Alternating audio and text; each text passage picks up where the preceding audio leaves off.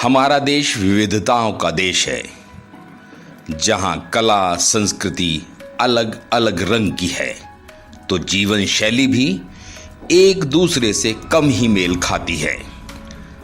अगर कुछ एक है तो वह आपस में मिलता जुलता खान पान है, और यही खान पान हमारी सबसे बड़ी ताकत है।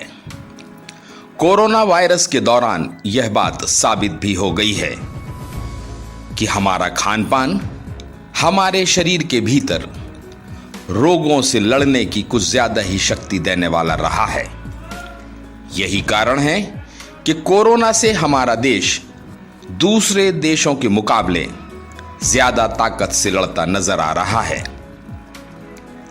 याद करिए, जब हमारे घर में कोई मेहमान आया करता था तो उसका स्वागत परंपराओं के मुताबिक होता था।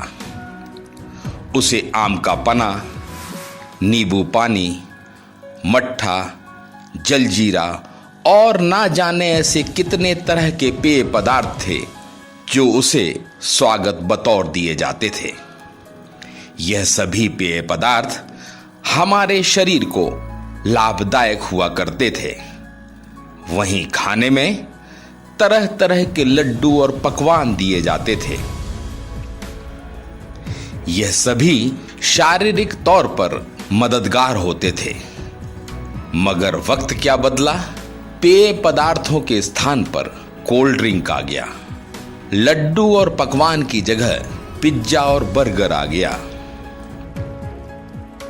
और रही सही कसर आइसक्रीम ने पूरी कर दी।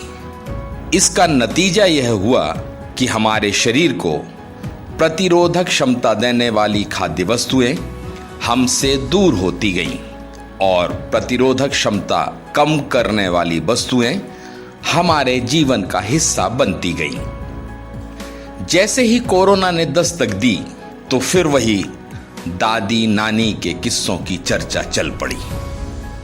आयुर्वेद के काढ़े की बात होने लगी, और अब तो आलम यह है कि हर व्यक्ति वैद्य बन गया है और सलाह दे रहा है कि कोरोना से बचना है तो काढ़ा पीजिए, हल्दी गुड़ का दूध पिया जाए और गर्म पानी का ज्यादा से ज्यादा उपयोग करें, तभी कोरोना से बच पाएंगे।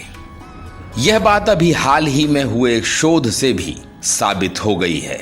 क्वारंटाइन में रखे गए कई लोगों पर आयुर्वेद औषधियों का प्रयोग किया गया और पेय पदार्थ में इन औषधियों को दिया गया। परिणाम स्वरूप क्वारंटाइन में रखे गए लगभग 100% लोग कोरोना को हराने में कामयाब रहे। यह बात शोध से सामने आई है।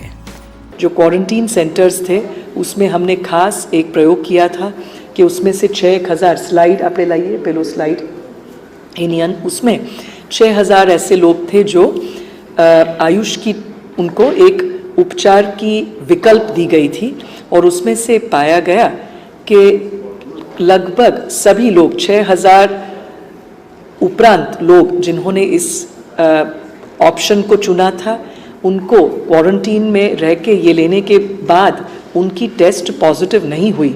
11 ऐसे लोग हुए कि जिनकी टेस्ट पॉजिटिव हुई थी, परंतु ये भी इस संशोधन या इस छोटे से एक्शन रिसर्च के दरमियान हमने नोट की है कि 11 लोगों को सिर्फ 3 दिन, वैसे 7 दिन तक ये लेना होता है, पर 3 दिन तक ही उन्होंने ली थी, फिर ये नेगेटिव आया था, पॉजिटिव आया था उनका।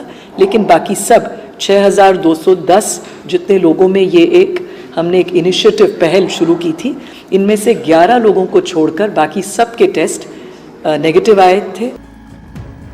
कोरोना महामारी और उसके बाद चल रहे प्रयोगों ने यह बात तो साबित कर ही दी है कि भारतीय पुरातन जीवन शैली रोगों से लड़ने की ताकत देने वाली रही है।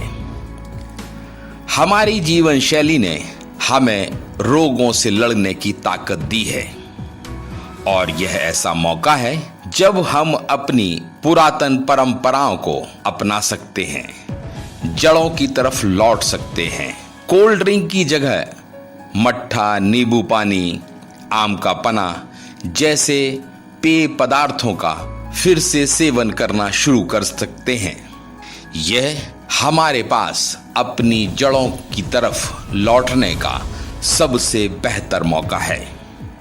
सरकारें भी मान रही हैं कि आयुर्वेद और पुरातन रीतियां हमारे लिए रोग से लड़ने में ज्यादा मददगार हैं और इसका खूब प्रचार भी हो रहा है।